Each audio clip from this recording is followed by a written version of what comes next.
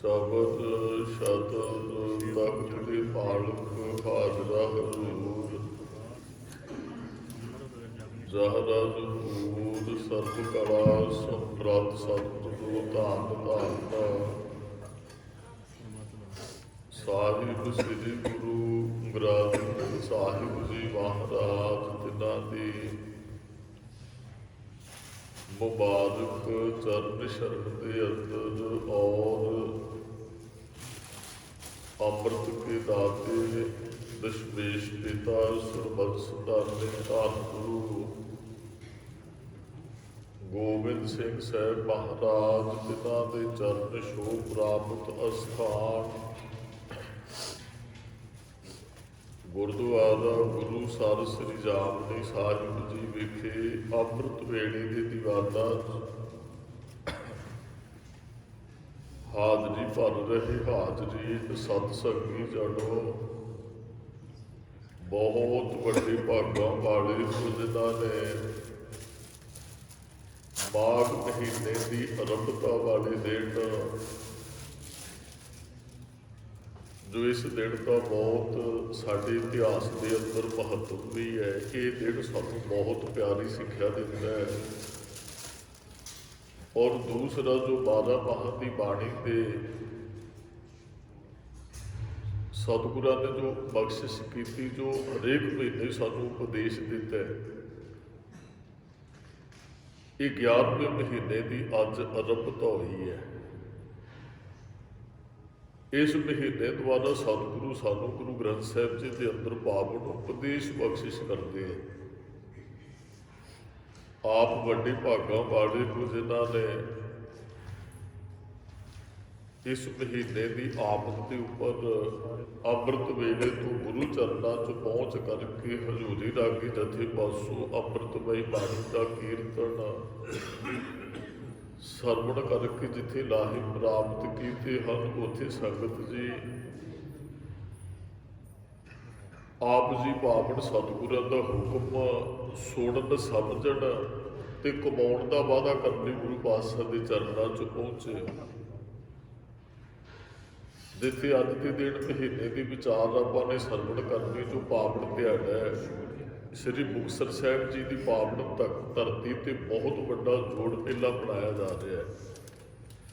ਜੋ ਅੱਜ ਦੇ ਦਿਨ ਦਾ ਸਾਡੇ ਕੋਲ ਪਾਵਨ ਇਤਿਹਾਸ ਹੈ, ਸਾਡੀਆਂ ਵੀ ਕਿਤੇ ਖੇਡੀਆਂ ਹੋਈਆਂ ਟੁੱਟੀਆਂ ਸੁਰਤਾਂ, ਟੁੱਟਾ ਹੋਇਆ ਪ੍ਰੇਮ ਪ੍ਰੀਤ ਦੁਬਾਰਾ ਤੋਂ ਗੁਰੂ ਚਰਨਾਂ ਦੇ ਨਾਲ ਜੁੜੇ, ਇਸ ਵਿਸ਼ਵਾਸ ਦੇ ਨਾਲ ਅਸੀਂ ਗੁਰੂ ਪਾਤਸ਼ਾਹ ਦੇ ਚਰਨਾਂ 'ਚ ਹਾਜ਼ਰੀ ਭਰਨੀ ਹੈ। ਆਓ ਸੰਗਤ ਜੀ, ਪਹਿਲਾਂ 12 ਮਾਹਾਂ ਦੇ ਅੰਦਰੋਂ ਜੋ ਮਹੀਨੇ ਦੀ ਵਿਚਾਰ ਆਪਾਂ ਨੇ ਸਰਵਣ ਕਰਨੀ ਹੈ, ਬਾਕੀ ਸਮਾਂ ਪਾਵਨ ਇਤਿਹਾਸ ਆਪਾਂ ਸਰਵਣ ਕਰਾਂਗੇ ਜੀ। ਵਿਚਾਰ ਆਰੰਭ ਕਰਨ ਤੋਂ ਪਹਿਲਾਂ ਗੁਰੂ ਚਰਨਾਂ 'ਚ ਹਾਜ਼ਰੀ ਲਵਾਈਏ, ਕੋਈ ਰਸਨਾ ਵਿਰਵੀ ਵਾਂਝੀ ਨਾ ਰਹੇ, ਰਲ ਮਿਲ ਕੇ ਉਚਾਰਨ ਕਰੋ ਜੀ। ਵਾਹਿਗੁਰੂ ਜੀ ਕਾ ਖਾਲਸਾ, ਵਾਹਿਗੁਰੂ ਜੀ ਕੀ ਫਤਿਹ। ਸਤਨਾਮ ਵਾਹਿਗੁਰੂ ਸਾਹਿਬ ਜੀ। ਮਾਘ ਮੱਜਨ ਸੰਗ ਸਾਧੂਆ, ਤੂੜੀ ਕਰ ਇਸਨਾਨ। ਸਤਿਗੁਰੂ ਬਖਸ਼ਿਸ਼ ਕਰਦੇ ਨੇ ਭਾਈ, ਮਾਘ ਦੇ ਮਹੀਨੇ ਦੇ ਅੰਦਰ ਨਾ ਸਾਧੂਆਂ ਦੇ ਸੰਗ ਦੇ ਵਿੱਚੋਂ ਇਸ਼ਨਾਨ ਕਰ। ਮੱਜਣ ਦਾ ਅਰਥ ਇੱਥੇ ਇਸ਼ਨਾਨ ਹੈ। ਧੂੜੀ ਕਰ ਇਸ਼ਨਾਨ, ਮੱਜਣ ਤੇ ਇਸ਼ਨਾਨ ਸ਼ਬਦ ਇੱਕ ਹੀ ਹੈ। ਚਲੋ ਗੁਰਮੁਖੋ, ਬਹੁਤਿਆਂ ਨੇ ਅੱਜ ਦੇ ਮਹੀਨੇ ਕਿਸੇ ਤੀਰਥ ਸਥਾਨਾਂ ਤੇ ਜਾ ਕੇ, ਜਿਵੇਂ ਹਿੰਦੂ ਧਰਮ ਦੇ ਅੰਦਰ ਉਹ ਮੰਨਦੇ ਵੀ ਬਹੁਤ ਲਾਭ ਹੈ, ਉਸ ਸਮੇਂ ਸਿੱਖ ਵੀ ਜਾਂਦੇ ਸਨ ਤੀਰਥ ਸਥਾਨਾਂ ਦੇ ਉੱਪਰ, ਮਹਾਰਾਜ ਫਲਾਣੇ ਥਾਂ ਤੇ ਸੁਣਿਆ ਇਸ਼ਨਾਨ ਕਰੀਏ, ਆਹ ਲਾਭ ਮਿਲਦੇ ਫਲਾਣੇ ਥਾਂ ਤੇ। ਮਹਾਰਾਜ ਸਾਡੇ ਵਾਸਤੇ ਕੀ ਹੁਕਮ ਹੈ? ਤੇ ਮਹਾਰਾਜ ਨੇ ਫਿਰ ਬਚਨ ਕਹੇ, ਮਾਘ ਦੇ ਮਹੀਨੇ 'ਚ ਤੁਸੀਂ ਸਾਧੂਆਂ ਦਾ ਸੰਗ ਕਰੋ, ਇਹੀ ਤੁਹਾਡਾ ਇਸ਼ਨਾਨ ਹੈ। ਧੂੜੀ ਕਰ ਇਸ਼ਨਾਨ ਦਾ ਤਾਂ ਦੇਖੋ, ਧੂੜ ਗੁਰਮੁਖੋ ਪੈਰਾਂ ਦੇ ਥੱਲੇ ਰਹਿੰਦੀ ਹੈ ਮਿੱਟੀ। ਮਹਾਰਾਜ ਕਹਿੰਦੇ ਸਾਧੂਆਂ ਦਾ ਸੰਗ ਕਰ ਤੇ ਚਰਨਾਂ ਦੀ ਧੂੜ ਬਣ ਕੇ ਰਹਿ। ਕਹਿਣ ਦਾ ਭਾਵ ਹੈ ਨਿਮਰਤਾ ਦੇ ਅੰਦਰ ਜੀਵਨ ਜਿਉਣਾ ਹੈ। ਮਹਾਰਾਜ ਕਹਿੰਦੇ ਕੱਲਾ ਸਰੀਰ ਦਾ ਇਸ਼ਨਾਨ ਨਾ ਕਰਵਾਈ ਸਿੱਖਾ, ਤੂੰ ਆਪਣੇ ਅੰਦਰ ਦਾ ਇਸ਼ਨਾਨ ਕਰਵਾਉਣਾ ਹੈ। ਤੇ ਜਿਹੜੇ ਬਹੁਤਾ ਸਰੀਰ ਦੇ ਇਸ਼ਨਾਨ ਤੇ ਧਿਆਨ ਦੇ ਇਸ਼ਨਾਨ ਕਰਨਾ ਸਿੱਖ ਨੇ ਰੋਜ਼। ਗੁਰ ਸਤਿਗੁਰ ਕਾ ਜੋ ਸਿੱਖ ਅਖਾਏ ਸੋ ਭਲ ਕੇ ਉਠ ਹਰ ਨਾਮ ਧਿਆਵੈ, ਉਦਮ ਕਰੇ ਭਲ ਕੇ ਪ੍ਰਭਾਤੀ ਇਸ਼ਨਾਨ ਕਰੇ ਅੰਮ੍ਰਿਤ ਸਰ ਨਾਵੇ। ਗੁਰੂ ਦਾ ਹੁਕਮ ਹੈ ਰੋਜ਼ ਇਸ਼ਨਾਨ ਕਰਨਾ ਹੈ। ਔਰ ਰੋਜ਼ ਇਸ਼ਨਾਨ ਕਰਨ ਵਾਲੇ ਨੂੰ ਵੀ ਕਈ ਵਾਰੀ ਹੰਕਾਰ ਹੋ ਜਾਂਦਾ ਵੀ ਮੈਂ ਤੇ ਰੋਜ਼ ਭਾਈ ਇਸ਼ਨਾਨ ਕਰਦਾ ਹੈ।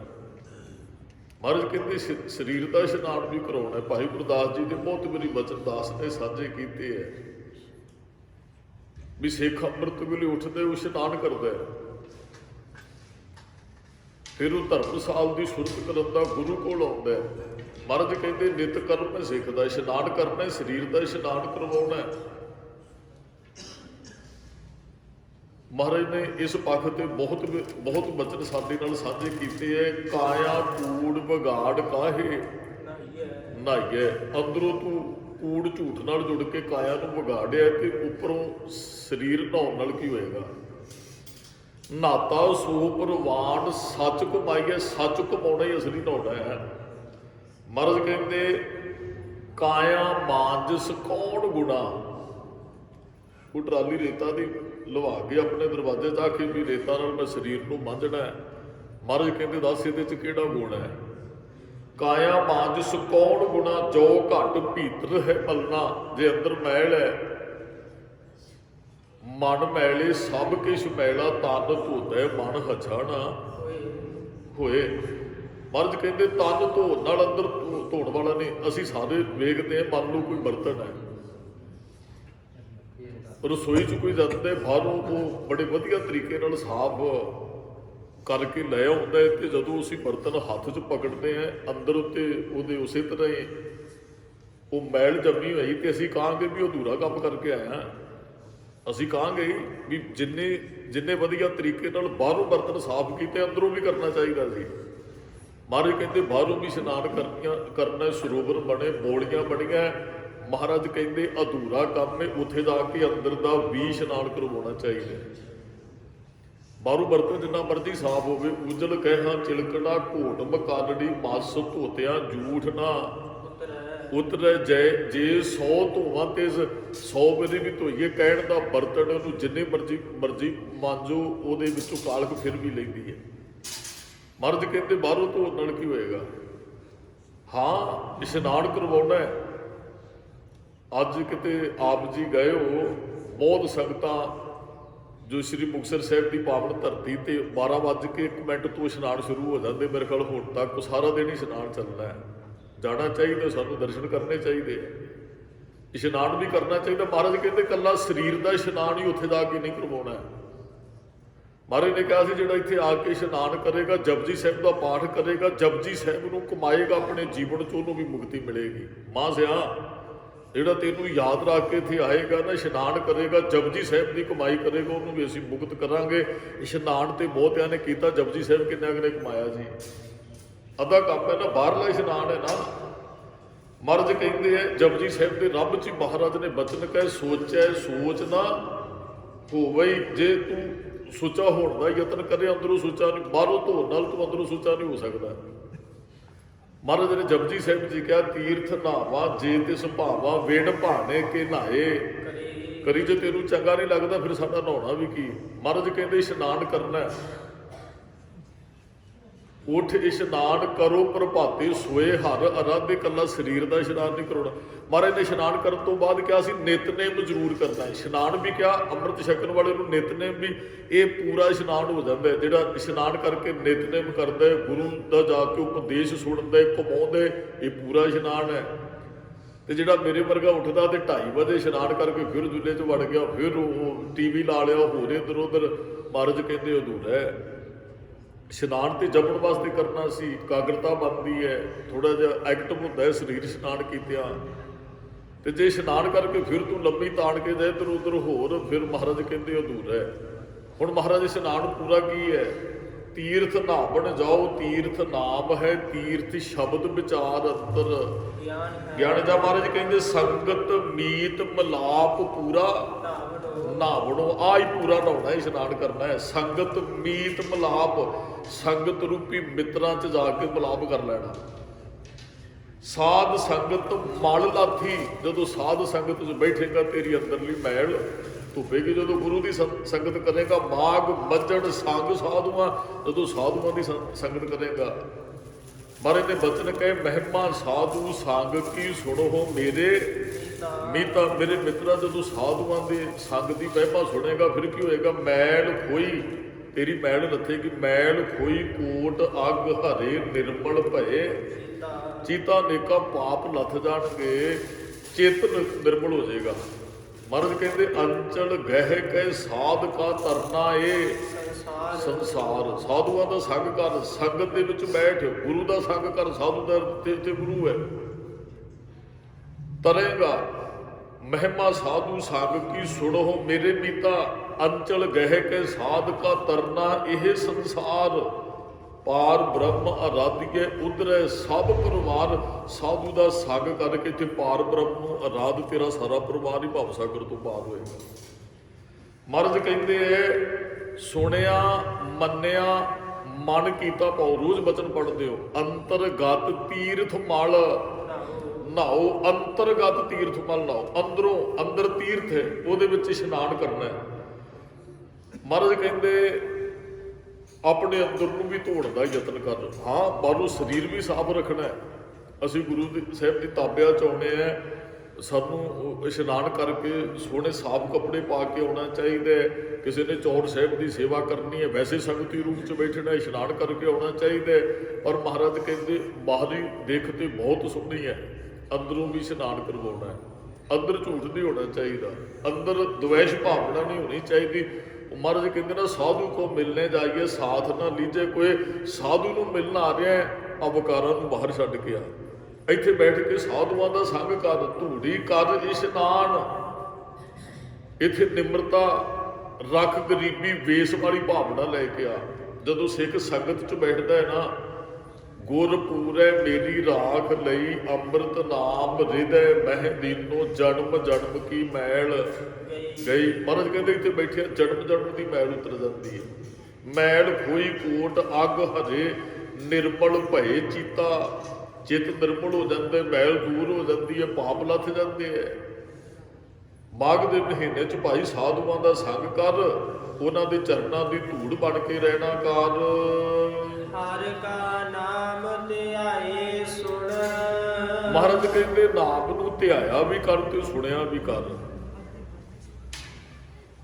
ਗੁਰਮੁਖ ਹੋਏ ਤੇ ਸਤਿਗੁਰਾਂ ਨੇ ਹਰੇਕ ਸ਼ਬਦ 'ਚ ਸਾਨੂੰ ਹੁਕਮ ਲਾਇਆ ਹੈ। ਨਾਮ ਧਿਆਉਣਾ ਹੈ, ਸਿਮਰੋ ਸਿਮਰ ਸਿਮਰ ਸੁਖ ਪਾਵੋ। ਏਕੋ ਨਾਮ ਧਿਆਏ ਮਨ ਮੇਰੇ। ਮਹਾਰਾਜ ਨੇ ਸੁਖਮਨੀ ਸਾਹਿਬ ਦੀ ਬਾਣੀ 'ਚ ਪ੍ਰਭ ਕਾ ਸਿਮਰਨ ਸਭ ਤੋਂ ਉੱਚਾ। ਉਹ ਸਿਮਰਨ ਦੇ ਅੰਦਰ ਕੀ ਬਰਕਤਾਂ ਵਰਤਦੀਆਂ, ਇਹ ਤੁਸੀਂ ਆਪ ਜੀ ਸੁਖਮਨੀ ਸਾਹਿਬ ਦੀ ਸੰਗਤ ਬਹੁਤ ਬਾਣੀ ਪੜ੍ਹਦੀ ਹੈ।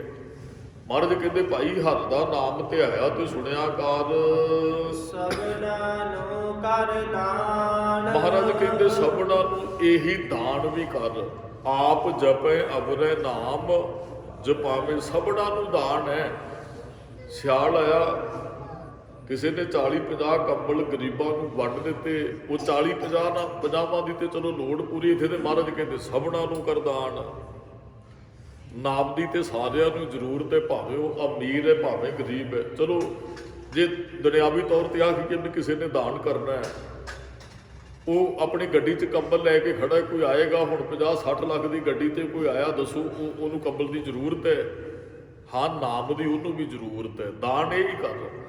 ਤੇ ਕਈਆਂ ਕੋਲ ਕੁਛ ਇਹੋ ਜਿਹਾ ਹੈ ਵੀ ਨਹੀਂ ਉਹ ਦਾਨ ਕਰ ਸਕਣ। ਹੁਣ ਜਿਹੜਾ ਵਿਚਾਰਾ 500 ਰੁਪਈਆ ਦਿਹਾੜੀ ਉਹ ਲਾ ਕੇ ਆਉਂਦੇ, ਉਹ ਬੱਚਿਆਂ ਦਾ ਗੁਜ਼ਾਰਾ ਚਲਾਉਂਦਾ, ਉਹ ਕੀ ਕਿਸੇ ਨੂੰ ਦਾਨ ਦੇਵੇਗਾ? ਵੀ ਉਹ ਤੇ ਬੱਚਿਆਂ ਨੂੰ ਨਹੀਂ ਦਾਨ ਦੇ ਸਕਦਾ। ਕਹਿੰਦਾ ਭਾਵੇਂ ਉਹਦੇ ਬੱਚਿਆਂ ਦਾ ਵੀ ਗੁਜ਼ਾਰਾ ਨਹੀਂ ਚੱਲਦਾ, ਉਹ ਕਿਹਨੂੰ ਦਾਨ ਦੇਵੇਗਾ? ਮਹਾਰਾਜ ਕਹਿੰਦੇ ਨਾਮ ਹੀ ਦਾਨ ਕਰ, ਇਹ ਤੇ ਤੂੰ ਖਜ਼ਾਨਾ ਪ੍ਰਾਪਤ ਕਰ ਸਕਦਾ ਹੈ।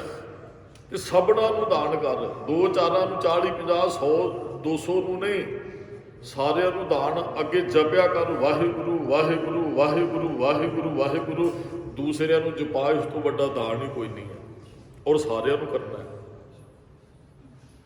ਗਰੀਬ ਬੰਦਾ ਹੋਰ ਕੁਝ ਨਹੀਂ ਦਾਨ ਕਰ ਸਕਦਾ, ਇਹ ਤੇ ਦਾਨ ਕਰ ਸਕਦਾ ਹੈ ਨਾ, ਉਹ ਆਪ ਜਪੇ ਸੁਣੇ, ਤੇ ਮਹਾਰਾਜ ਕਹਿੰਦੇ ਇਹੀ ਸਭ ਤੋਂ ਵੱਡਾ ਦਾਨ ਹੈ। ਅਗਲੀ ਸਾਹਿਬ ਸੇਵੀਏ, ਅਗਲੀ ਪਾਈਏ ਮਾਨ, ਅਗਲੀ ਪੜ੍ਹ ਕੇ ਬੁੱਝੀਏ, ਅਗਲੀ ਕੀਚੇ ਦਾਨ। ਸਭ ਤੋਂ ਵੱਡਾ ਮਹਾਰਾਜ ਨੇ ਲਿਖ ਕੇ ਦਿੱਤਾ ਹੈ। ਦਾਨੀ ਇੱਥੇ ਬਹੁਤ ਮਿਲ ਜਾਣਗੇ ਤੁਹਾਨੂੰ, ਉਹ ਧਨ ਵੀ ਦਾਨ ਕਰਦੇ, ਸੋਨਾ ਵੀ ਦਾਨ ਕਰਦੇ, ਕੋਈ ਜ਼ਮੀਨ ਦਾਨ ਕਰਦੇ, ਘਰ ਬਣਾ ਕੇ ਦਾਨ ਕਰਦੇ, ਨਾਮ ਦਾਨ ਵਾਲੇ ਤੁਹਾਨੂੰ ਬਹੁਤ ਘੱਟ ਮਿਲਣਗੇ। ਅਸਲੀ ਦਾਨ ਇਹੀ ਹੈ।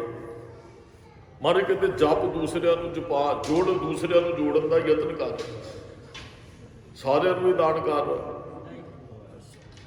ਤੂੰ ਦਾਨੀ ਬਣ ਸਕਦਾ ਹੈ ਜੇ ਤੂੰ ਚਾਹਵੇਂ ਗੁਰੂ ਤੋਂ ਨਾਮ ਧਨ ਲੈ ਤੇ ਅੱਗੇ ਵੰਡ। ਮਹਾਰਾਜ ਕਹਿੰਦੇ ਜਪਿਆ ਕਰ, ਸੁਣਿਆ ਕਰ, ਸਾਰਿਆਂ ਨੂੰ ਦਾਨ ਕਰ। ਜਨਮ ਕਰਮ ਮਾਲੇ ਉਤਰੈ, ਜਦੋਂ ਜਪੇਗਾ ਦੂਸਰਿਆਂ ਨੂੰ ਜਪਾਏਗਾ, ਫਿਰ ਜਨਮ ਕਰਮ, ਜਿਹੜੇ ਕਰਮਾਂ ਦੀ ਜਨਮਾਂ ਦੀ ਮੈਲ ਸਾਡੇ ਅੰਦਰ ਲੱਗੀ ਹੈ ਨਾ, ਮਲ ਉਤਰ ਜਾਏਗੀ। ਜਨਮ ਜਨਮ ਕੀ ਇਸ ਮਨ ਕੋ ਮਲ ਲਾਗੀ ਕਾਲਾ ਹੋਆ। ਸਿਆਰਦਾਸ ਨੇ ਬਹੁਤ ਵਾਰੀ ਬਚਨ ਸਾਂਝੇ ਕੀਤੇ, ਆਪੇ ਦ੍ਰਿਸ਼ਟ ਸ਼ੁਭ ਕਰੇ, ਹਰੇ ਅੱਗ ਪਾਪ ਸਕਲ ਮਲ। ਉਹ ਸਾਰੀ ਮੈਲ ਉਤਰ ਜਾਂਦੀ ਹੈ ਜੀ। ਜਨਮ ਜਨਮ ਕੀ ਮਲ ਲਾਥੀ, ਪਾਰ ਬ੍ਰਹਮ ਭਇਓ ਸਾਥੀ। ਮਹਾਰਾਜ ਕਹਿੰਦੇ ਬੈਠ ਕੇ ਜਪ, ਇਹ ਦਾਨ ਕਰ। ਜਿਹੜੀ ਕਰਮਾਂ ਦੀ ਕਿਰਤ ਕਰਮ ਕੇ ਵਿਛੜੇ, ਕਰਮਾਂ ਕਰਕੇ ਵਿਛੜੇ, ਉਹ ਮੈਲ ਨੇ ਮਿਲ ਨਹੀਂ ਦਿੱਤਾ। ਮਹਾਰਾਜ ਕਹਿੰਦੇ ਉਹ ਕਰਮਾਂ ਦੀ ਮੈਲ ਉਤਰ ਜਾਂਦੀ ਹੈ। ਮਨ ਤੇ ਜਾਏ ਗੁਮਾਨ, ਮਹਾਰਾਜ ਕਹਿੰਦੇ ਜੇ ਜਪੇਗਾ ਤੇਰੇ ਮਨ ਚੋਂ ਗੁਮਾਨ ਵੀ ਚਲਾ ਜਾਏਗਾ। ਕਈਆਂ ਨੂੰ ਗੁਮਾਨ ਵੀ ਹੋ ਜਾਂਦਾ ਹੈ ਨਾ, ਦਾਨ ਕਰਨ ਵਾਲੇ ਫਿਰ ਗੁਮਾਨ ਵੀ ਕਰ ਲੈਂਦੇ ਆ। ਮਹਾਰਾਜ ਕਹਿੰਦੇ ਤੀਰਥ ਵਰਤ ਅਰ ਦਾਨ ਕਾਰ ਮਨ ਮੈਂ ਧਰੈ। ਗੁਮਾਨ ਜੇ ਤੀਰਥਾਂ ਤੇ ਜਾ ਕੇ ਦਾਨ ਕਰਕੇ, ਕੋਈ ਚੰਗਾ ਧਰਮ ਦਾ ਕਰਮ ਕਰਕੇ ਸਾਨੂੰ ਗੁਮਾਨ ਹੋ ਗਿਆ ਨਾ, ਤੇ ਮਹਾਰਾਜ ਕਹਿੰਦੇ ਉਹ ਸਾਰਾ ਕੁਝ ਫਿਰ ਵਿਅਰਥ ਚਲਾ ਜਾਂਦਾ ਹੈ। ਤੀਰਥ ਵਰਤ ਅਰ ਦਾਨ ਕਰ ਮਨ ਮੈਂ ਧਰੈ, ਗੁਮਾਨ ਨਾਨਕ ਨੇਵਲ ਜਾਤ ਤੇ ਜਿਉ ਕੁੰਚਰ। ਇਸ਼ਨਾਨ ਜਿਵੇਂ ਹਾਥੀ ਨਹਾ ਕੇ ਨਾ ਬਾਹਰ ਨਿਕਲਦਿਆਂ ਸਾਰੂ ਬਰੇਤੀ ਚ ਲੇਟਣ ਲੱਗ ਪੈਂਦੇ, ਨਹਾਉਣ ਦਾ ਕੀ ਫਾਇਦਾ। ਉਹ ਭਲਿਆ ਦਾਨ ਕਰਕੇ ਜੇ ਗੁਮਾਨ ਹੀ ਧਾਰਨ ਕਰ ਲਿਆ, ਫਿਰ ਦਾਨ ਕਰਨ ਦਾ ਵੀ ਕੋਈ ਫਾਇਦਾ ਨਹੀਂ ਹੈ। ਸੰਤ ਅਤਰ ਸਿੰਘ ਜੀ ਮਸਤੂਆਣੇ ਵਾਲੇ ਕਿਹਾ ਕਰਦੇ ਸਨ ਵੀ ਚੰਗਾ ਕਰਮ ਕਰਕੇ ਨਾ, ਕਿਸੇ ਦਾ ਭਲਾ ਕਰਕੇ ਤੁਸੀਂ ਆਪਣੀ ਵਡਿਆਈ ਵਾਸਤੇ 3 ਬੰਦਿਆਂ ਨੂੰ ਦੱਸ ਦਿੰਦੇ, ਵੈਸੇ ਪਤਾ ਲੱਗ ਜੇ ਕੋਈ ਗੱਲ ਨਹੀਂ ਹੈ। ਵੈਸੇ ਤੁਸੀਂ ਕੋਈ ਚੰਗਾ ਕਰਮ ਕੀਤਾ, ਭਾਵੇਂ 1000 ਬੰਦੇ ਨੂੰ, ਲੱਖਾਂ ਬੰਦੇ ਨੂੰ ਪਤਾ ਲੱਗ ਜੇ, ਕੋਈ ਗੱਲ ਨਹੀਂ ਹੈ। ਪਰ ਜੇ ਤੂੰ ਆਪਣੀ ਵਡਿਆਈ ਵਾਸਤੇ ਕਿਸੇ 3 ਬੰਦਿਆਂ ਨੂੰ ਦੱਸ ਦੇਣਾ, ਤੇਰਾ ਦਾਨ ਉੱਥੇ ਖਤਮ ਹੋ ਜਾਂਦਾ ਹੈ।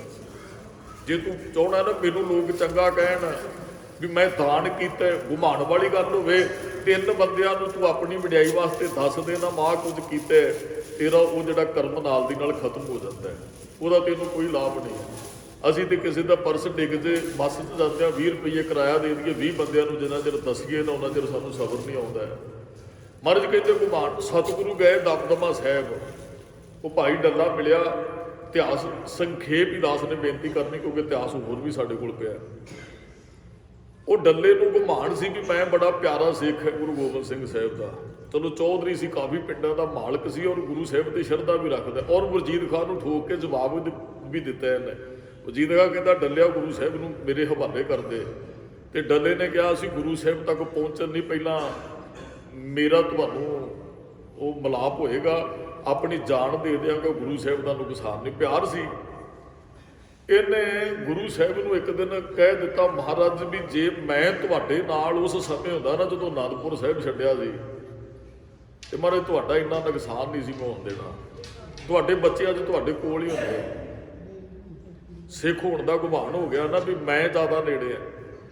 ਮਹਾਰਾਜ ਕਹਿੰਦੇ ਡੱਲਿਆ ਇਹੋ ਜਿਹੇ ਬਚਨ ਨਾ ਕਰ, ਤੇਰੇ ਨਾਲੋਂ ਵੱਧ ਪਿਆਰ ਕਰਨ ਵਾਲੇ ਸਿੱਖ ਉਸ ਸਮੇਂ ਮੇਰੇ ਨਾਲ ਸਨ। ਕਹਿੰਦਾ ਜੀ ਨਹੀਂ, ਕਹਿੰਦਾ ਜੀ ਮੇਰੇ ਜਿੰਨਾ ਪਿਆਰ ਨਹੀਂ ਤੁਹਾਨੂੰ, ਕਿਉਂਕਿ ਜੇ ਮੈਂ ਹੁੰਦਾ ਫਿਰ ਤੁਹਾਡੇ ਬੱਚਿਆਂ ਨੂੰ ਅੱਜ ਕੁਛ ਨਹੀਂ ਸੀ ਹੋਣਾ, ਇੰਨੇ ਸਿੱਖ ਸ਼ਹੀਦ ਨਾ ਹੁੰਦੇ। ਮਹਾਰਾਜ ਨੇ ਫਿਰ ਕਿਹਾ ਵੀ ਤੇਰੇ ਨਾਲੋਂ ਵੱਧ ਪਿਆਰ ਕਰਨ ਵਾਲੇ ਸਿੱਖ ਸਾਡੇ ਨਾਲ ਉਸ ਸਮੇਂ ਵੀ ਸਨ, ਅੱਜ ਵੀ ਨੇ। ਕਹਿੰਦਾ ਜੀ ਨਹੀਂ, ਜੇ ਮੈਂ ਹੁੰਦਾ। ਮਹਾਰਾਜ ਹੁਣ ਕਹਿੰਦੇ ਵੀ ਇਹਦਾ ਹੰਕਾਰ ਦੂਰ ਕਰਨਾ ਚਾਹੀਦਾ। ਉਹਨੇ ਸਮੇਂ ਨੂੰ ਇੱਕ ਕਾਰੀਗਰ ਇੱਕ ਰਫਲ ਭੇਟਾ ਕਰਦਾ ਗੁਰੂ ਗੋਬਿੰਦ ਸਿੰਘ ਸਾਹਿਬ ਜੀ ਨੂੰ। ਕਹਿੰਦਾ ਮਹਾਰਾਜ ਤੁਹਾਡੇ ਵਾਸਤੇ ਵਿਸ਼ੇਸ਼ ਤੌਰ ਤੇ ਤਿਆਰ ਕੀਤੀ ਹੈ, ਬੜੇ ਵਧੀਆ ਲੋਹੇ ਦੀ। ਉਹ ਮਹਾਰਾਜ ਦੇ ਹੱਥ 'ਚ ਰਫਲ ਬੰਦੂਕ ਪਕੜ ਲੈਂਦੇ ਐ। ਭਾਈ ਡੱਲੇ ਨੂੰ ਕਹਿੰਦੇ, ਡੱਲਿਆ ਵੀ ਅਸੀਂ ਨੇ ਇਹਦੀ ਪਰਖ ਕਰਨੀ ਹੈ, ਸਮਾਂ ਤੁਹਾਨੂੰ ਪਤਾ ਹੈ ਹਮਲਾ ਹੋ ਸਕਦਾ ਪਿੱਛੋਂ, ਤੇ ਅਸੀਂ ਉਹੀ ਆਪਣੇ ਕੋਲ ਹਥਿਆਰ ਰੱਖਦੇ ਜਿਹੜਾ ਸਾਨੂੰ ਧੋਖਾ ਨਾ ਦੇ। ਅਸੀਂ ਪਰਖ ਕਰਨੀ ਐ ਕਰ ਆਪਣੀ ਫੌਜ 'ਚੋਂ। ਇਹਨੇ ਫੌਜ ਰੱਖੀ ਸੀ ਵੀ ਕਿਸੇ ਬੰਦੇ ਨੂੰ ਲਿਆ। ਇਹ ਕਹਿੰਦਾ ਨਾ ਮੈਂ ਤੇ ਮੇਰੀ ਫੌਜ ਨਾਲ ਹੁੰਦੀ ਜੀ, ਨੁਕਸਾਨ ਨਹੀਂ ਸੀ ਹੋਣਾ। ਮਹਾਰਾਜ ਕਹਿੰਦੇ ਲਿਆ ਸੀ ਇਹ ਰਫਲ ਪਰਖਣੀ ਹੈ।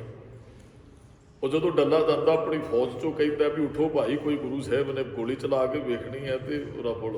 ਉਹ ਸਾਰੇ ਕਹਿੰਦੇ ਜੀ ਅਸੀਂ ਤੇ ਨਹੀਂ ਜਾਣਾ, ਕੋਈ ਜੰਗ ਯੁੱਧ ਹੋਵੇ ਉਹਦੇ 'ਚ ਲੜ ਕੇ ਤੇ ਅਸੀਂ ਮਰ ਸਕਦੇ ਹਾਂ।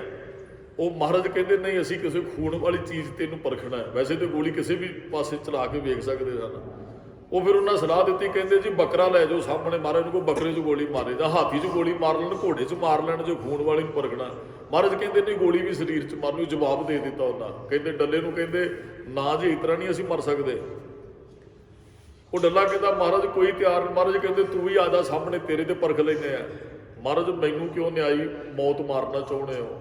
ਉਹ ਭਾਵ ਕਿ ਬਾਹਰੋਂ ਕਹਿ ਰਿਹਾ ਸੀ ਮੈਂ ਤੁਹਾਡੇ ਨਾਲ ਬੜਾ ਪਿਆਰ ਕਰਦਾ। ਕਹਿੰਦਾ ਮਹਾਰਾਜ ਮੁਸ਼ਕਲ ਹੈ ਇਸ ਤਰ੍ਹਾਂ ਗੋਲੀ ਅੱਗੇ ਖੜਨਾ। ਮਹਾਰਾਜ ਕਹਿੰਦੇ ਜਾ ਫਿਰ ਇੱਧਰ ਨਾ, ਸਾਡਾ ਕੋਈ ਸਿੱਖ ਜਿਹੜਾ ਨੇੜੇ, ਉਹਨਾਂ ਨੂੰ ਆਵਾਜ਼ ਮਾਰੀ ਵੀ ਗੁਰੂ ਸਾਹਿਬ ਨੇ ਰਫਲ ਪਰਖਣੀ ਹੈ ਤੇ ਕੋਈ ਆਓ। ਉਹ ਜਦੋਂ ਡੱਲਾ ਜਾਂਦਾ ਨਾ, ਦੋ ਪਿਓ ਪੁੱਤ ਵੀਰ ਸਿੰਘ ਤੇ ਧੀਰ ਸਿੰਘ, ਉਹ ਡੱਲਾ ਕਹਿੰਦਾ ਸੀ ਨਾ ਐਵੇਂ ਨੀਵੀਆਂ ਜਾਤਾਂ ਵਾਲਿਆਂ ਨੂੰ ਨਾਲ ਰੱਖੀ ਬੈਠੇ ਹੋ, ਇਹਨਾਂ ਨੇ ਤੁਹਾਡਾ ਮੌਕੇ ਤੇ ਕੀ ਮਦਦ, ਤਾਂ ਹੀ ਤੁਹਾਡਾ ਨੁਕਸਾਨ ਹੋਇਆ। ਮਹਾਰਾਜ ਕਹਿੰਦੇ ਵੀ ਜਾਂ ਸੱਦ ਕੇ ਲਿਆਓ। ਡੱਲਾ ਜਾਂਦਾ ਆਵਾਜ਼ ਮਾਰਦਾ ਭਾਈ, ਦੋਵੇਂ ਪਿਓ ਪੁੱਤ ਦਸਤਾਰ ਸਜਾ ਰਹੇ ਸਨ। ਜਦੋਂ ਇਹਨਾਂ ਦੇ ਕੰਨਾਂ 'ਚ ਬੋਲ ਪਏ ਨਾ ਵੀ ਗੁਰੂ ਸਾਹਿਬ ਨੇ ਰਫਲ ਪਰਖਣੀ ਹੈ, ਤੇ ਮਹਾਰਾਜ ਕਹਿੰਦੇ ਕੋਈ ਆ ਕੇ ਅੱਗੇ ਖੜੇ, ਤੇ ਦੋਵੇਂ ਪਿਓ ਪੁੱਤ ਅੱਧਾ ਲੜ ਹੱਥ 'ਚ ਪਕੜ ਕੇ ਜਾਂਦੇ ਜਾਂਦੇ ਦਸਤਾਰ ਸਜਾਉਂਦੇ ਹੋਏ ਭੱਜ ਕੇ ਜਾਂਦੇ ਐ। ਮਹਾਰਾਜ ਮੇਰੇ ਤੇ ਪਰਖੋ। ਮਹਾਰਾਜ ਪਿਓ ਕਹਿੰਦਾ ਮੇਰੇ ਤੇ, ਪੁੱਤਰ ਕਹਿੰਦਾ ਜੀ ਮੇਰੇ ਤੇ। ਉਹ ਡੱਲਾ ਵੇਖ ਕੇ ਹੈਰਾਨ ਹੋ ਰਿਹਾ ਵੀ ਇਹਨਾਂ ਨੂੰ ਮਰਨ ਦਾ ਇੰਨਾ ਕੁਝ ਆ। ਮਹਾਰਾਜ ਕਹਿੰਦੇ ਅਸੀਂ ਸਿੱਧੀ ਗੋਲੀ ਮਾਰਨੀ ਹੈ। ਕਹਿੰਦੇ ਮਹਾਰਾਜ ਜਿੱਦਣ ਖੰਡੇ ਦੀ ਪੌਲ ਛਕੀ ਸੀ ਨਾ, ਤੁਹਾਨੂੰ ਕਿਹਾ ਅਸੀਂ ਤਨ ਵੀ ਤੇਰਾ, ਧਨ ਵੀ ਤੇਰਾ, ਸਭ ਕੁਝ ਤੇਰਾ, ਤੁਹਾਡਾ ਹੀ ਹੈ ਸਭ ਕੁਝ, ਜਦੋਂ ਮਰਜ਼ੀ ਇਹਨੂੰ ਵਰਤ ਲਓ, ਸਾਡਾ ਕੁਝ ਹੋਵੇ। ਤੇ ਕਬੀਰ ਮੇਰਾ ਮੁਝ ਮੈਂ ਕਿਛ ਨਹੀਂ, ਜੋ ਕਿਛ ਹੈ ਸੋ ਤੇਰਾ, ਤੁਝ ਕੋ ਸੌਂਪ ਤੇ ਕਿਆ ਲੱਗੈ। ਅਸੀਂ ਤੇ ਆਪਣੇ ਆਪ ਨੂੰ ਉਧਰ ਹੀ ਤੁਹਾਨੂੰ ਸੌਂਪ ਦਿੱਤਾ ਸੀ, ਹੁਣ ਰੱਖੋ ਭਾਵੇਂ ਮਾਰੋ, ਤੁਹਾਡੇ ਹੀ ਹੈ। ਉਹ ਮਹਾਰਾਜ ਨਾ ਰਫਲ ਦਾ ਨਿਸ਼ਾਨਾ ਇੱਧਰ ਨੂੰ ਕਰਦੇ, ਭੱਜ ਕੇ ਇੱਧਰ ਨੂੰ ਹੋ ਜਾਂਦੇ, ਇੱਧਰ ਕਰਦੇ, ਇੱਧਰ ਮਾਰੇ, ਥੋੜਾ ਜਿਹਾ ਉੱਚੀ ਰਫਲ ਦੀ ਨਾਲੀ ਕਰਦੇ ਨੇ ਤੇ ਅੱਡੀਆਂ ਚੁੱਕ ਲੈਂਦੇ ਆ ਜੀ, ਪੱਬਾਂ ਭਾਰ ਹੋ ਕੇ ਉੱਚੇ ਉੱਚੇ। ਡੱਲਾ ਹੈਰਾਨ ਹੋ ਗਿਆ, ਮਹਾਰਾਜ ਨੇ ਗੋਲੀ ਚਲਾਈ ਤੇ ਹੈ ਪਰ ਇਹਨਾਂ ਦੇ ਸਿਰ ਦੇ ਉੱਪਰ ਦੀ ਕੱਢ ਦਿੱਤੀ। ਕਹਿੰਦੇ ਮਹਾਰਾਜ, ਉਹ ਕਹਿੰਦੇ ਮਹਾਰਾਜ ਮਾਰੋ ਗੋਲੀ, ਪਰਖੋ। ਮਹਾਰਾਜ ਕਹਿੰਦੇ ਨਹੀਂ, ਮਾਰਨੀ ਨਹੀਂ ਸੀ, ਡੱਲੇ ਦਾ ਗੁਮਾਨ ਹੀ ਦੂਰ ਕਰਨਾ ਸੀ। ਡੱਲਿਆ ਆ ਸਾਡੇ ਨਾਲ ਹੀ ਸਨ ਜਦੋਂ ਅਸੀਂ ਅਨੰਦਪੁਰ ਸਾਹਿਬ ਤੋਂ ਨਿਕਲੇ, ਤੇਰੇ ਨਾਲੋਂ ਵੱਧ ਪਿਆਰ ਅੱਜ ਵੀ ਕਰਦੇ ਆ। ਮਹਾਰਾਜ ਨੇ ਉਹ ਗੁਮਾਨ ਮਨ ਤੇ ਜਾਏ, ਗੁਮਾਨ ਦੂਰ ਕਰ ਦਿੱਤਾ। ਕਹਿੰਦੇ ਡੱਲਿਆ ਫਿਰ ਕਹਿੰਦਾ ਮਹਾਰਾਜ ਚਰਨਾਂ 'ਚ ਜਗ੍ਹਾ ਬਖਸ਼ੋ। ਮਹਾਰਾਜ ਕਹਿੰਦੇ ਖੱਡੇ ਦੀ ਪੌਲ ਛਕ, ਇਹਨੂੰ ਛਕਣੀ ਪਏਗੀ ਤਾਂ ਸਾਡੇ ਚਰਨਾਂ 'ਚ ਜਗ੍ਹਾ ਮਿਲੇਗੀ। ਕਹਿੰਦਾ ਭਾਵੇਂ ਮਹਾਰਾਜ ਕਹਿੰਦੇ ਰੱਬ ਦਾ ਨਾਮ ਜਪ ਸੁਣ, ਇਹੀ ਦਾਨ ਕਰ ਤੇ ਭਲੇ ਕਰਮ ਕਰਕੇ ਐਵੇਂ ਗੁਮਾਨ ਨਾ ਕਰ। ਮਹਾਰਾਜ ਫਿਰ ਗੁਮਾਨ ਦੂਰ ਕਰਦੇ ਹਨ।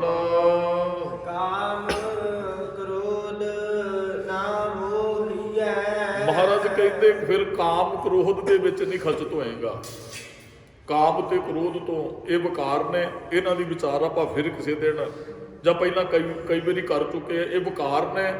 ਕਾਮੀ ਕ੍ਰੋਧੀ ਮਨੁੱਖ ਰੱਬ ਤੇ ਗੁਰੂ ਦੀ ਖੁਸ਼ੀ ਦਾ ਪਾਤਰ ਨਹੀਂ ਬਣ ਸਕਦਾ ਹੈ।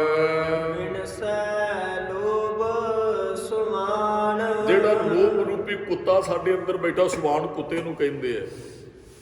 ਜਿਉਂ ਕੂਕਰ ਹਰਕਾਇਆ ਧਾਵੇ ਦਹਿ ਦੇ ਸਜਾਏ। ਹਲਕਾ ਕੁੱਤਾ ਜਿਵੇਂ ਦਰ ਦਰ ਤੇ ਫਿਰਦਾ ਹੈ ਨਾ, ਹਲਕਿਆ ਬੰਦਾ ਵੀ ਇਸ ਤਰ੍ਹਾਂ ਹੀ ਕਰਦਾ ਹੈ।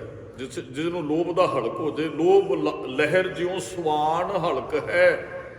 ਮਰਜ ਕਹਿੰਦੇ ਉਹ ਜਿਹੜਾ ਸਵਾਨ ਵਾਲਾ ਕੁੱਤੇ ਦੀ ਤਰ੍ਹਾਂ ਲੋਭ ਹੈ ਨਾ, ਅੰਦਰੋਂ ਉਹ ਵੀ ਚਲਾ ਜਾਏਗਾ। ਕਾਮ ਕ੍ਰੋਧ ਅੰਦਰੋਂ ਬਿਨਸ ਜਾਏਗਾ ਜੀ। ਸੱਚੇ ਮਾਰਗ ਚੱਲਦਿਆਂ ਮਹਾਰਾਜ ਕਹਿੰਦੇ ਜਦੋਂ ਸੱਚੇ ਮਾਰਗ ਤੇ ਚੱਲੇਗਾ ਭਾਈ, ਉਸਤਤ ਕਰੇ ਜਹਾਨ। ਜਹਾਨ ਦਾ ਅਰਥ ਸੰਸਾਰ ਹੈ। ਚੰਗੇ ਮਨੁੱਖ ਦੀ ਤੇ ਸੰਸਾਰ ਉਸਤਤ ਕਰਦਾ ਹੀ ਹੈ। ਜਦੋਂ ਸੱਚ ਦੇ ਮਾਰਗ ਤੇ ਚੱਲੇਗਾ, ਇਹ ਸੰਸਾਰ ਤੇਰੀ ਉਸਤਤ ਕਰੇਗਾ। ਨਾਨਕ ਨਾਮ ਧਿਆਇਨ ਤਿੰਨ ਨਿਜ ਘਰ ਵਾਸ ਹੈ।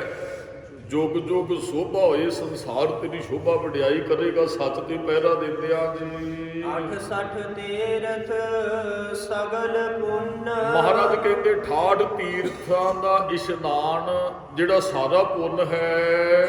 ਜੀ ਦਇਆ ਪ੍ਰਵਾਨ। ਇਹ ਕਹਿੰਦੇ ਕਿਸੇ ਜੀਆਂ ਤੇ ਦਇਆ ਕਰਦੇ ਨਾ ਉਹ ਪ੍ਰਵਾਨ ਹੋ ਜਾਣਾ ਹੈ। 68 ਤੀਰਥਾਂ ਦਾ ਇਸ਼ਨਾਨ ਤੇਰਾ ਹੋ ਜਾਣਾ ਹੈ। ਇਹ 68 ਤੀਰਥ ਪਤਾ ਕਿਉਂ ਬਣੇ ਆ? ਸਾਡੀ ਧਰਤੀ ਨਾ ਰਿਸ਼ੀਆਂ ਮੁਨੀਆਂ ਗੁਰੂ ਪੀਰਾਂ ਦੀ ਧਰਤੀ ਹੈ।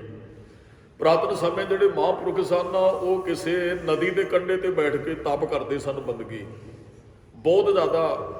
ਉੱਥੇ ਜਗ੍ਹਾ ਵੀ ਵਧੀਆ ਹੁੰਦੀ ਸੀ, ਪੀਣ ਲਈ ਪਾਣੀ ਉਹਨਾਂ ਨੂੰ ਚਾਹੀਦਾ ਸੀ।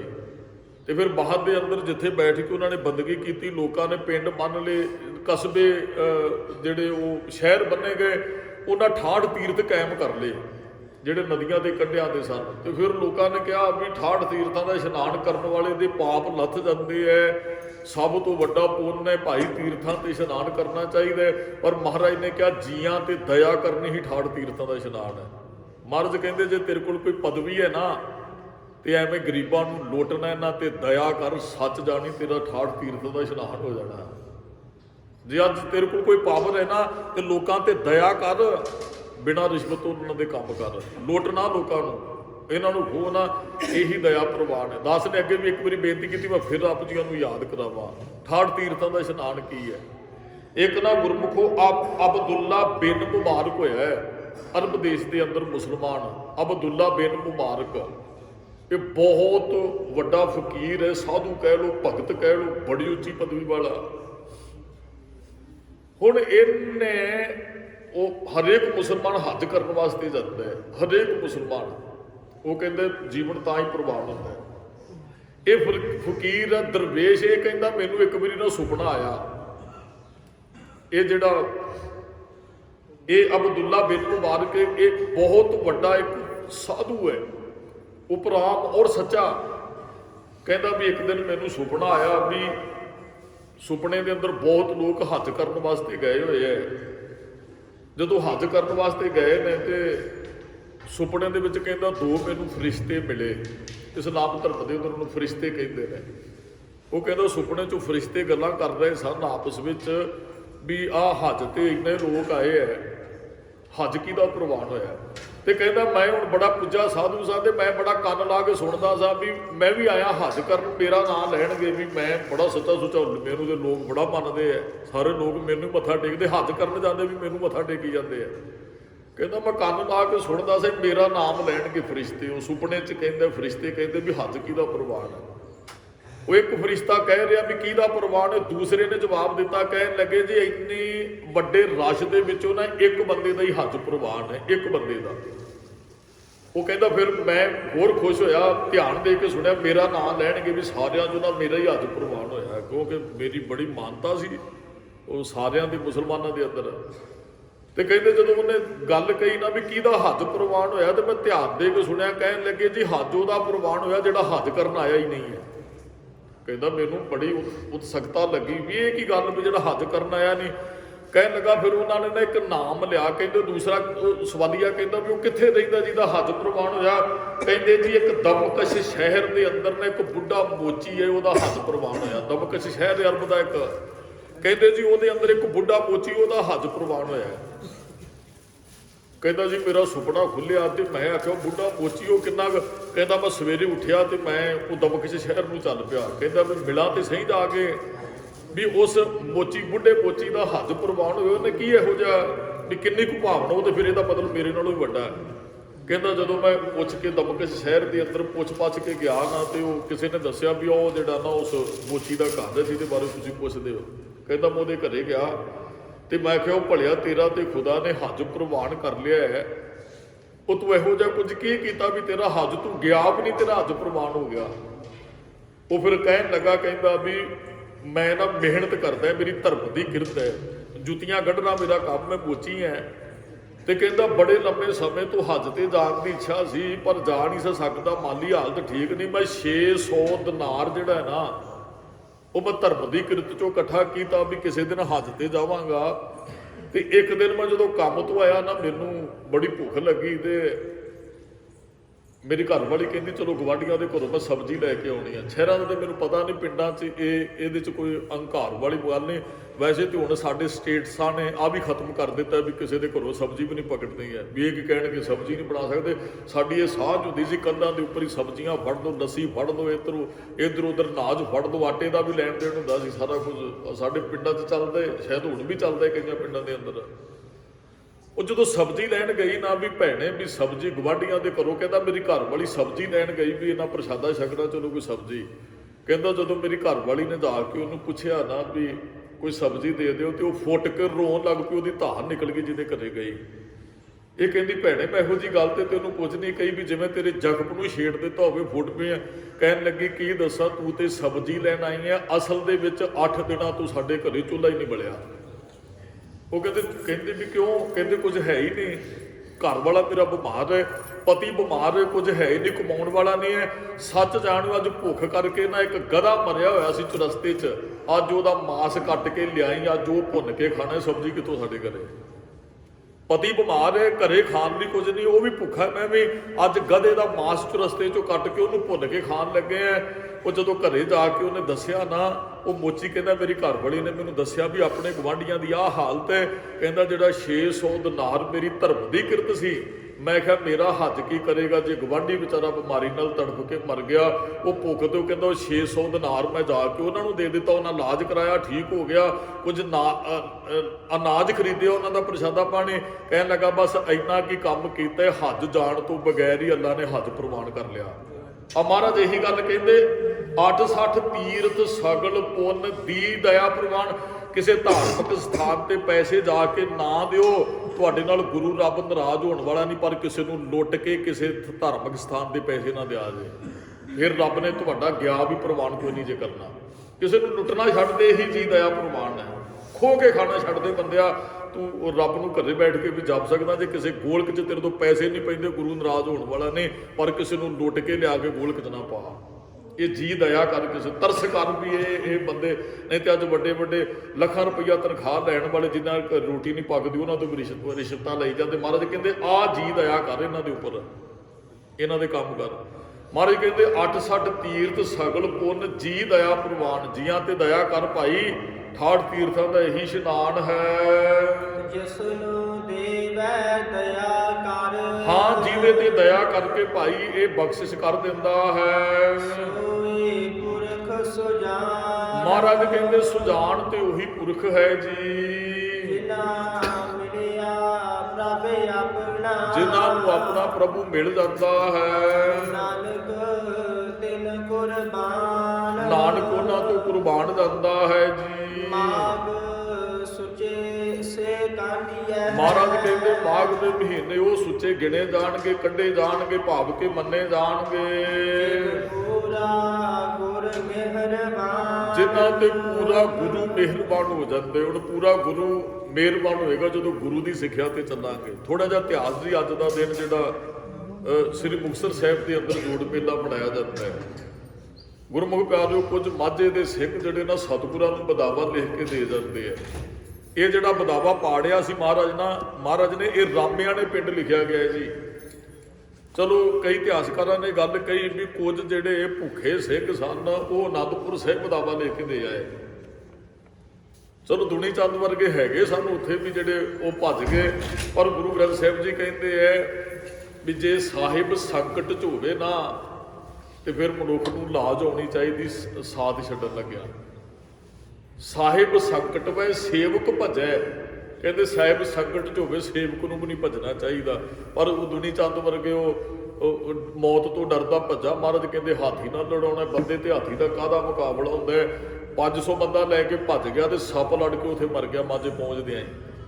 ਮਹਾਰਾਜ ਕਹਿੰਦੇ ਬੇਮੁਖ ਨਹੀਂ ਹੋਣਾ ਚਾਹੀਦਾ। ਇਹ ਜਿਹੜਾ ਬਦਾਵਾ ਰਾਮਿਆਂ ਨੇ, ਕੁਝ ਰਾਜਨੀਤਿਕ ਬੰਦਿਆਂ ਨੇ ਗੁਰੂ ਗੋਬਿੰਦ ਸਿੰਘ ਸਾਹਿਬ ਨੂੰ, ਗੁਰਮੁਖ ਪਿਆਰੋ ਮੈਂ ਪਹਿਲਾਂ ਨਾ ਇੱਕ ਵਾਰੀ ਬੇਨਤੀ ਕੀਤੀ ਸੀ ਵੀ ਇਹ ਵਿਸਾਖ 'ਚ ਜਿਹੜਾ ਯੁੱਧ ਹੋਇਆ, ਪਰ ਵਿਸਾਖ 'ਚ ਨਹੀਂ, ਇਹ 30 ਦਸੰਬਰ ਦਾ ਯੁੱਧ ਹੋਇਆ। ਮੈਂ ਕੱਲ ਪਰਸੋਂ 5-4 ਵਿਦਵਾਨਾਂ ਨੂੰ ਪੜ੍ਹਿਆ, ਉਹਨਾਂ ਨੇ ਕਿਹਾ ਮੈਂ ਥੋੜ੍ਹੀ ਜਿਹੀ ਆਪ ਜੀ ਨੂੰ ਡਿਟੇਲ ਦੱਸਦਾ ਵੀ ਸਤਿਗੁਰੂ ਜੀ ਅਨੰਦਪੁਰ ਸਾਹਿਬ ਤੋਂ ਲੈ ਕੇ ਕਿੰਨੇ ਦਿਨਾਂ 'ਚ ਮਹਾਰਾਜ ਮੁਕਤਸਰ ਸਾਹਿਬ ਖਿਦਰਾਣੇ ਦੀ ਢਾਬ ਤੇ ਪਹੁੰਚਦੇ ਆ।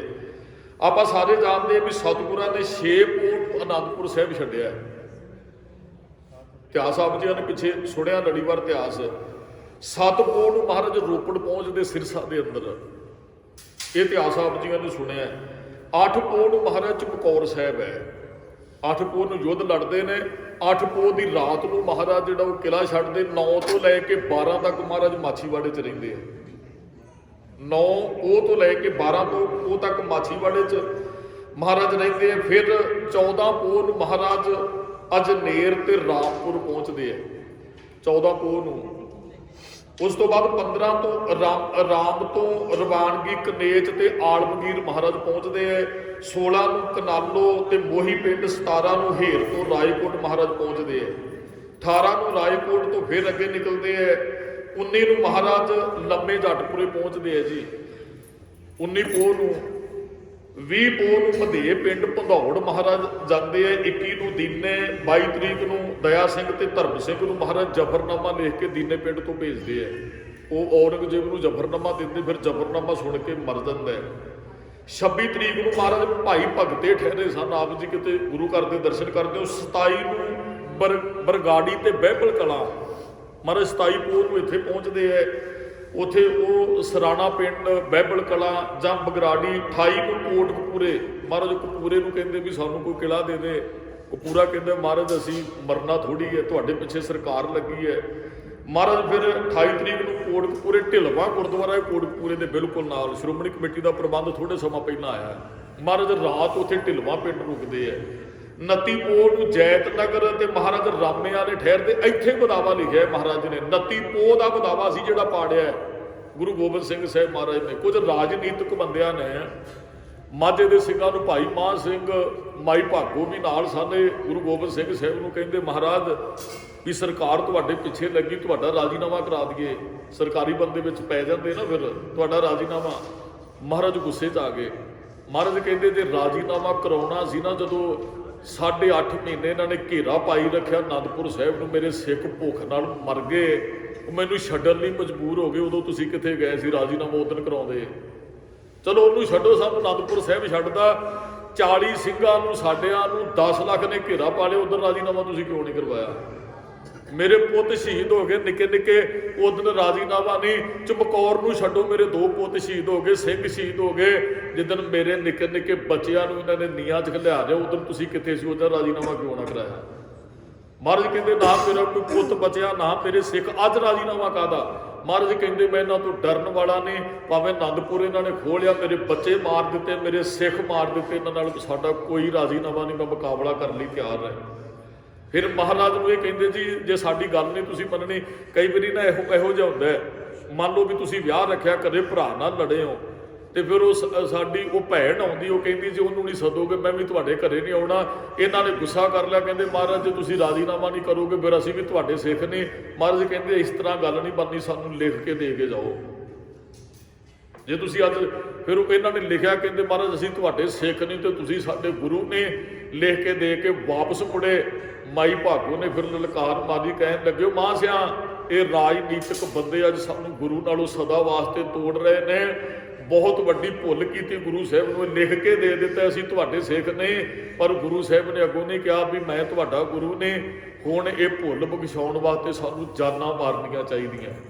ਮਹਾਰਾਜ ਦੇ ਪਿੱਛੇ ਵਜੀਦ ਖਾਨ ਲੱਗੇ, ਫੌਜ ਪਿੱਛੋਂ ਚੜ੍ਹਾਈ ਕਰਕੇ ਆ ਰਹੀ ਹੈ। ਮਹਾਰਾਜ ਫਿਰ ਰਾਮੇਵਾੜੇ ਤੋਂ ਨਿਕਲਦੇ ਹੈ ਜੀ। ਇਹਨਾਂ ਨੇ ਬਦਾਵਾ ਲਿਖਿਆ, ਮਹਾਰਾਜ 30 ਪੋਹ ਨੂੰ ਰੂਪਾਣੇ ਜਾਂਦੇ ਹੈ। ਆਪ ਜੀ ਇਹਨਾਂ ਸਥਾਨਾਂ ਦੇ ਦਰਸ਼ਨ ਕਰਦੇ ਹੋ। ਮਹਾਰਾਜ ਫਿਰ ਖਦਰਾਣੇ ਦੀ ਢਾਬ ਤੇ 30 ਨੂੰ ਪਹੁੰਚ ਜਾਂਦੇ ਹੈ ਜੀ। 30 ਨੂੰ ਉੱਥੇ ਫਿਰ ਯੁੱਧ, ਇਹ ਸਿੰਘ ਤੰਬੂ ਸਾਹਿਬ ਗੁਰਦੁਆਰਾ ਹੈ, ਟੁੱਟੀ ਗੰਢੀ ਸਾਹਿਬ ਤੋਂ ਪਹਿਲਾਂ ਆਉਂਦਾ ਹੈ। ਆਪ ਜੀ ਜੇ ਇੱਧਰੋਂ ਫਿਰੋਜ਼ਪੁਰ ਵੱਲੋਂ ਜਾਂਦੇ ਹੋ, ਉੱਥੇ ਸਿੰਘਾਂ ਨੇ ਆਪਣੀਆਂ ਚਾਦਰਾਂ ਤੇ ਕਛਹਿਰੇ ਦਾ ਜੋ ਵੀ ਇਹਨਾਂ ਕੋਲ ਸੀ ਇਹਨਾਂ ਨੇ ਝਾੜੀਆਂ ਤੇ ਪਾਇਆ। ਤੇ ਜਦੋਂ ਵਜੀਦ ਖਾਨ ਦੀ ਫੌਜ ਨੇ ਦੂਰਬੀਨ ਨਾਲ ਵੇਖਿਆ, ਉਹਨਾਂ ਨੂੰ ਐਂ ਲੱਗਾ ਵੀ ਤੰਬੂ ਲੱਗੇ ਨੇ, ਉਹਨਾਂ ਨੇ ਹਮਲਾ ਕੀਤਾ। ਉੱਥੇ ਢਾਬ ਸੀ ਇੱਕ ਪਾਣੀ ਵਾਲੀ, ਖਦਰਾਣੇ ਦੀ ਢਾਬ ਇਹਨੂੰ ਕਿਹਾ ਜਾਂਦਾ ਸੀ, ਉੱਥੇ ਸਿੰਘਾਂ ਨੇ ਕਬਜ਼ਾ ਕਰ ਲਿਆ। ਮਹਾਰਾਜ ਟਿੱਬੀ ਸਾਹਿਬ ਸਨ ਆਪ ਜੀ ਜਾਂਦੇ, ਉਹ 3 ਕੋਦ ਹੈ ਜੀ ਟੁੱਟੀ ਗੰਢੀ ਤੋਂ ਜਿਹੜੇ ਇੱਧਰਲੇ ਪਾਸੇ ਨੂੰ ਆਪ ਜੀ ਟਿੱਬੀ ਸਾਹਿਬ ਗੁਰਦੁਆਰਾ ਦਰਸ਼ਨ ਕੀਤੇ ਹੋਣਗੇ, ਜਿੱਥੇ ਨੂਰਦੀਨ ਦੀ ਕਬਰ ਬਣੀ ਹੈ, ਜਿੱਥੇ ਅੱਜ ਵੀ ਸਿੱਖ ਛਿੱਤਰ ਮਾਰਦੇ ਆ। ਮਹਾਰਾਜ ਟਿੱਬੀ ਸਾਹਿਬ ਬੈਠੇ, ਇੱਧਰੋਂ ਫੌਜ ਨੇ ਹਮਲਾ ਕਰ ਦਿੱਤਾ ਵੀ ਸਿੰਘਾਂ ਦੇ ਤੰਬੂ ਲੱਗੇ ਹੋਏ ਆ। ਭਾਈ ਮਾਹ ਸਿੰਘ ਹੁਣੇ ਉੱਥੇ ਜੂਝਣ ਲੱਗੇ, 40 ਕੁ ਸਿੰਘ ਸਨ। ਭਾਈ ਮਾਨ ਸਿੰਘ ਹੁਣੀ ਉੱਥੇ ਜੂਝਣ ਲੱਗੇ। ਸਤਿਗੁਰਾਂ ਨੇ ਸਿੱਖਾਂ ਨੂੰ ਪੁੱਛਿਆ ਕੌਣ ਹੈ? ਕਹਿੰਦੇ ਮਹਾਰਾਜ ਉਹੀ ਸਿੰਘ ਲੜ ਰਹੇ ਜਿਹੜੇ ਬਦਾਵਾ ਲਿਖ ਕੇ ਦੇ ਕੇ ਗਏ। ਮਹਾਰਾਜ ਫਿਰ ਉੱਥੋਂ ਬੈਠੇ ਤੀਰ ਮਾਰਦੇ ਸਨ, 3 ਕੋਹ ਤੋਂ ਮਹਾਰਾਜ ਤੀਰ ਮਾਰਦੇ ਆ, ਬਹੁਤਿਆਂ ਨੂੰ ਮਾਰਿਆ। ਚਲੋ ਇਹ ਜੂਝਦੇ ਰਹੇ। ਜਦੋਂ ਯੁੱਧ ਥੋੜਾ ਜਿਹਾ ਠੰਡਾ ਹੋਇਆ, ਇਹਨਾਂ ਦੇ ਘੋੜੇ ਮਰਨ ਲੱਗੇ ਪਿਆਸ ਦੇ ਨਾਲ, ਜਾਂ ਇਹ ਫੌਜ ਵੀ ਪਿਆਸੀ। ਮਹਾਰਾਜ ਫਿਰ ਉੱਪਰੋਂ ਟਿੱਬੀ ਸਾਹਿਬ ਤੋਂ ਆਉਂਦੇ ਹੈ, ਉਹ ਕਾਫੀ ਸਿੱਖ ਸ਼ਹੀਦ ਹੋਏ ਜਿਹੜੇ ਸਿੰਘ। ਮਹਾਰਾਜ ਉਹਨਾਂ ਨੂੰ ਇਹ ਸਾਡਾ 5000 ਹੀ ਹੈ, 5000 ਨਾਲ ਲੜਿਆ, 10000 ਹੀ, ਇਹ 20000 ਹੀ। ਮਹਾਰਾਜ ਬਖਸ਼ਾ ਵਰਤਾਉਂਦੇ। ਮਾਈ ਭਾਗੋ ਵੀ ਜ਼ਖਮੀ ਪਏ ਹੋਏ ਨੇ, ਫੱਟ ਲੱਗੇ ਹੈ। ਮਹਾਰਾਜ ਦਇਆ ਸਿੰਘ ਦੇ ਕੋਲ ਪਹੁੰਚ ਜਾਂਦੇ। ਦਇਆ ਸਿੰਘ ਸਹਿ ਕਰਿਆ, ਜ਼ਖਮ ਬਹੁਤ ਹੈ ਸਰੀਰ ਦੇ ਉੱਪਰ। ਮਹਾਰਾਜ ਜੀ ਕੋਲ ਜਾਂਦੇ ਹੈ, ਦਇਆ ਸਿੰਘ ਦੇ ਸਿਰ ਨੂੰ ਆਪਣੇ ਬੁੱਕਲ 'ਚ ਲੈਂਦੇ ਹੈ। ਭਾਈ ਮਹਾ ਸਿੰਘ ਜੀ ਉੱਥੇ ਸਹਿਕ ਰਹੇ ਨੇ। ਜਦੋਂ ਮਹਾਰਾਜ ਜੀ ਬੁੱਕਲ 'ਚ ਲੈਂਦੇ ਹੈ ਤੇ ਭਾਈ ਮਹਾ ਸਿੰਘ ਨੂੰ ਸਤਿਗੁਰੂ ਅੱਖਾਂ ਤੇ ਰੁਮਾਲ ਫੇਰ ਕੇ ਕਹਿੰਦੇ ਬੇਟਾ ਤੁਸੀਂ ਤੇ ਬਦਾਵਾ ਲਿਖ ਕੇ ਦੇ ਕੇ ਗਏ। ਅੱਖਾਂ ਭੰਨ ਕੇ ਭਾਈ ਮਹਾ ਸਿੰਘ ਕਹਿੰਦੇ ਸਤਿਗੁਰੂ ਸਾਨੂੰ ਮਾਫ ਕਰੋ, ਅਸੀਂ ਭੁੱਲੇ ਸਿੱਖ, ਗੁਰੂ ਸਮਝਾਏ ਉਜੜ ਜਾਂਦੇ ਮਾਰਗ ਪਾਏ। ਆਪ ਜੀ ਦੀ ਸਿੱਖਿਆ ਨੇ ਫਿਰ ਵੀ ਬਖਸ਼ਿਸ਼ ਵਰਤਾਈ, ਭੁੱਲੇ ਮਾਰਗ ਜਿਨਹਿ ਬਤਾਇਆ, ਐਸਾ ਗੁਰ ਵਡ ਭਾਗੀ ਪਾਇਆ। ਮਹਾਰਾਜ ਭਟਕ ਗਏ ਸਾਂ, ਆਪ ਜੀ ਕਿਰਪਾ ਕਰੋ। ਭਾਈ ਮਹਾਂ ਸਿੰਘ ਨੇਤਰ ਭਰ ਕੇ ਕਹਿੰਦੇ, ਗੁਰੂ ਗੋਬਿੰਦ ਸਿੰਘ ਸਾਹਿਬ ਕਹਿੰਦੇ ਨਹੀਂ ਮਹਾਂ ਸਿੰਘ, ਜੀ ਜਾਨ ਨਾਲ ਜੂਝੇ ਹੋ, ਦੱਸੋ ਕੀ ਚਾਹੀਦਾ? ਗੁਰੂ ਤੁਹਾਡੇ ਤੇ ਪ੍ਰਸੰਨ ਹੈ। ਭਾਈ ਦਇਆ ਉਹ ਸਿੰਘ ਕੋਲ ਬੈਠੇ ਭਾਈ। ਫਿਰ ਮਹਾਂ ਸਿੰਘ ਕਹਿਣ ਲੱਗੇ ਸਤਿਗੁਰੂ ਜੀ ਜਿਹੜਾ ਬਦਾਵਾ ਅਸੀਂ ਲਿਖ ਕੇ ਦੇ ਕੇ ਗਏ ਸਾਨਾ, ਕਿਰਪਾ ਕਰਕੇ ਉਹ ਬਦਾਵਾ ਪਾੜ ਦਿਓ। ਮਹਾਰਾਜ ਆਪਣੇ ਚਰਨਾਂ 'ਚ ਜਗ੍ਹਾ ਬਖਸ਼ਿਸ਼ ਕਰੋ, ਸਾਨੂੰ ਆਪਣੇ ਚਰਨਾਂ 'ਚ ਨਿਵਾਸ ਸਥਾਨ ਬਖਸ਼ਿਸ਼ ਕਰੋ। ਗੁਰੂ ਗੋਬਿੰਦ ਸਿੰਘ ਸਾਹਿਬ ਨੇ ਆਪਣੇ ਖੀਸੇ 'ਚੋਂ ਉਹ ਬਦਾਵਾ ਕੱਢਿਆ, ਭਾਈ ਮਹਾਂ ਸਿੰਘ ਦੇ ਸਾਹਮਣੇ ਕਰਕੇ ਸਤਿਗੁਰਾਂ ਨੇ ਬਦਾਵਾ ਪਾੜਿਆ। ਤੇ ਮਹਾਰਾਜ ਨੇ ਬਚਨ ਕਹੇ ਸਨ, ਮਹਾਂ ਸਿਆ ਜਿੰਨੇ ਵੀ 40 ਸਿੰਘ ਇੱਥੇ ਸ਼ਹੀਦ ਹੋਏ ਅਸੀਂ ਉਹਨਾਂ ਨੂੰ ਮੁਕਤ ਕਰ ਦਿੱਤਾ ਹੈ। ਗੁਰਮੁਖੋ ਸਾਡੇ ਕੋਲ 4 ਮੁਕਤੇ ਹੈ, 4 ਜਗ੍ਹਾ ਤੇ ਜਿੱਥੇ ਬਖਸ਼ਿਸ਼ ਵਰਤੀ। ਇੱਕ ਤੇ ਜਦੋਂ ਸਤਿਗੁਰਾਂ ਨੇ 1699 ਚ ਖੰਡੇ ਦੀ ਪਹੁੰਚ ਸਿਖਾਈ ਨਾ, ਪਹਿਲਿਆਂ ਨੂੰ ਕਿਹਾ ਸੀ ਮਹਾਰਾਜ ਨੇ 5 ਪਿਆਰੇ ਜਿਨ੍ਹਾਂ ਨੇ ਸੀਸ ਦਿੱਤੇ।